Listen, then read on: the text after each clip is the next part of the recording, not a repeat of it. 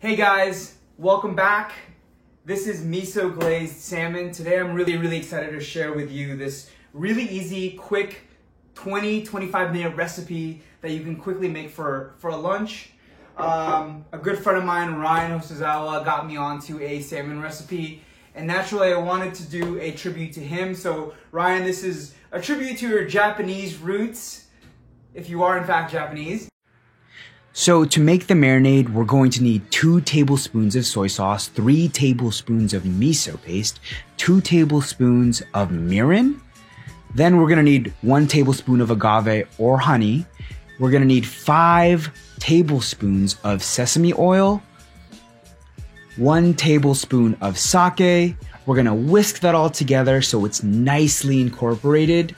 So once that's nicely incorporated, we're going to take our salmon and make sure that that salmon is nicely coated. We wanna make sure all the sides are marinated through, and we wanna actually let this salmon sit for about 5 minutes so that marinade really digs deep into that salmon, so there's some rich miso flavor marinade in there.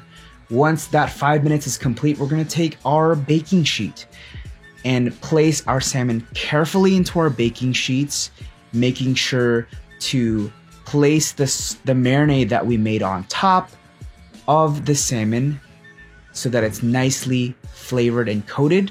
We're gonna take the oven at 350 degrees for 15 minutes and then transfer that over to a low heat broil for about 5 minutes. Once that's complete, you have yourself some beautifully delicious miso glazed salmon. Here's some pictures. And thanks for watching, everybody. See you next time.